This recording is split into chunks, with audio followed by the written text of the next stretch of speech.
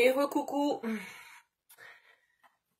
Donc on va faire le dessus.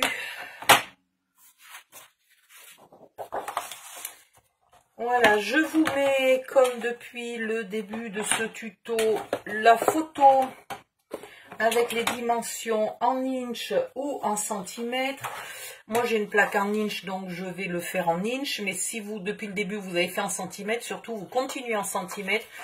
Et vous n'essayez absolument pas de traduire, de convertir les inches en centimètres, puisqu'en fait, j'ai fait deux patrons séparés et les deux meubles n'ont absolument pas, n'ont pas tout à fait les mêmes dimensions. Voilà, donc mes dimensions à moi, elles sont là. Il me faut une feuille noire et il me faut un petit plioir bleu. Voilà. Alors, je ne vous donne pas les dimensions puisque vous devez suivre le patron. Alors, si vous avez comme moi, pourquoi je dis alors toutes les 2 secondes? Si vous avez comme moi une plaque là qui se plie en deux et que vous deviez justement faire un trait pile poil à côté de ce pli là, de cette bordure, et ben ça va jamais droit. Donc vous mettez votre marque, vous vous décalez, vous le faites ailleurs. Voilà. Et 6. Hop. Voilà.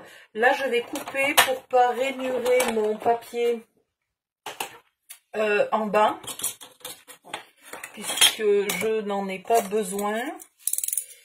J'aime pas faire du gaspillage, donc cette grosse chute servira à faire autre chose.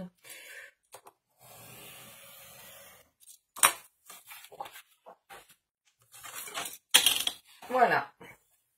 Et dans l'autre sens,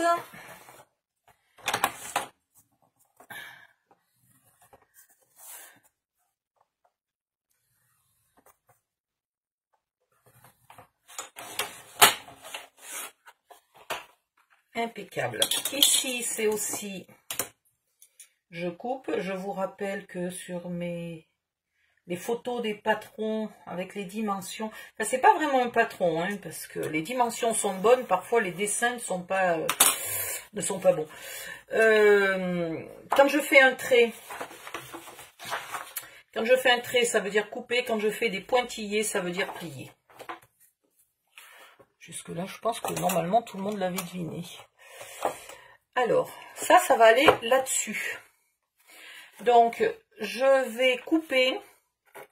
Je le mets dans le sens là. La longueur est ici, la largeur est ici. Donc, je coupe ici. Et j'épointe légèrement. Voilà, je coupe ici.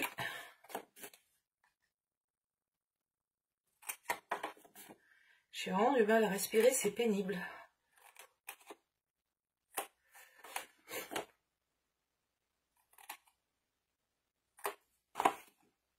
Et non, j'ai pas le coronavirus, hein, je vous rassure. Ou en tout cas, si je l'ai sûrement pas fort parce que je suis pas malade à crever. Voilà, j'ai juste une bronchite qui traîne depuis plus d'1 an.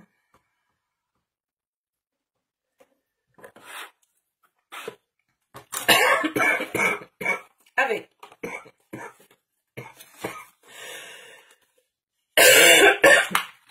pardon, vous marquez les plis.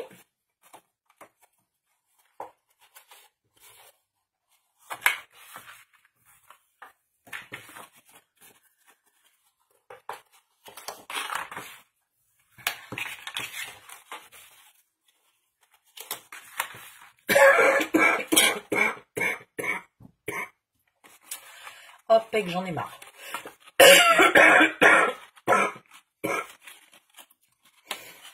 Voilà. Les onglets seront collés à l'extérieur et ça va venir tout simplement ici.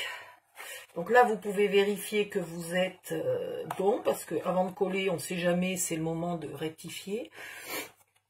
Alors, ici, vous voyez que mes meubles, ils font une légère bosse, hein, c'est parce que quand on a collé ça, on l'a serré.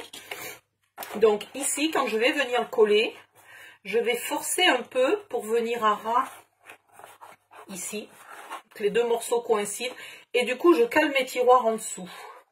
Donc ça sera un petit peu moins calé devant, mais c'est pareil. Je vais me mettre bien ici et bien là. Voilà. Tout simplement. Donc maintenant, entre la toux et le chat dans la gorge, voilà, je colle mes petits onglets.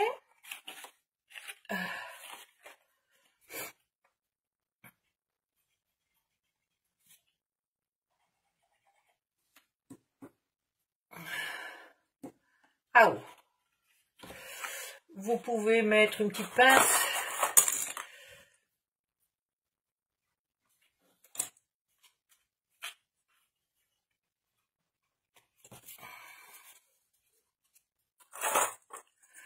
Oh.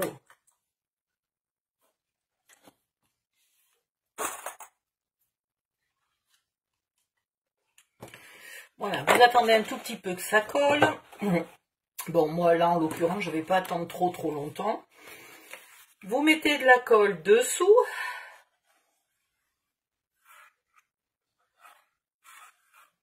Hop, hop.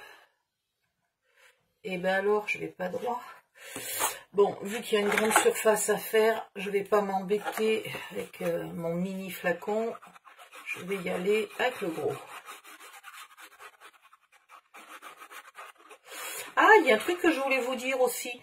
Je sais pas si vous avez, pour celles qui utilisent la même que moi, ou en tout cas les flacons de colle d'action, les bouteilles de colle d'action, dès que j'arrive dans le dernier quart de colle, même si je m'arrête d'appuyer ou quoi que ce soit, la colle elle sort toute seule. J'ai jamais trop compris pourquoi. Donc ce que je fais, c'est que dès que j'arrive un peu au fond de ma colle, j'arrête de l'utiliser, j'entame une bouteille neuve, et quand j'en ai plusieurs comme ça qui ont juste un petit fond, et ben je les regroupe.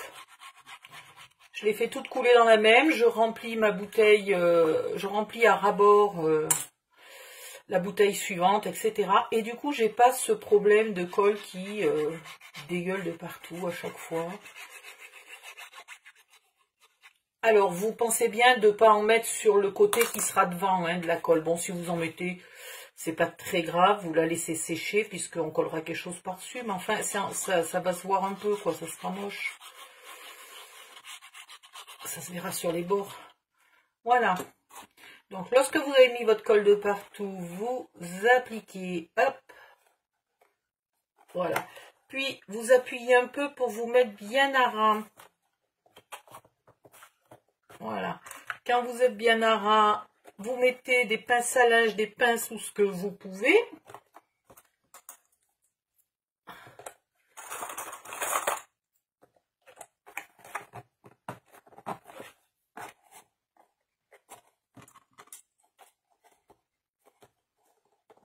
Je suis presque un peu longue, moi, là devant.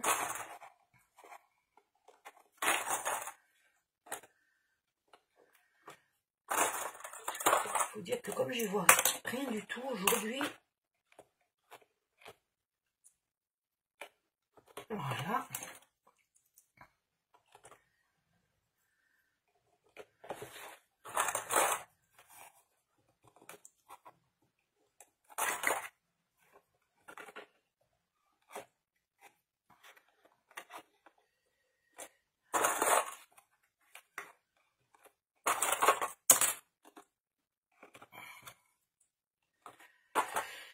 Et tac.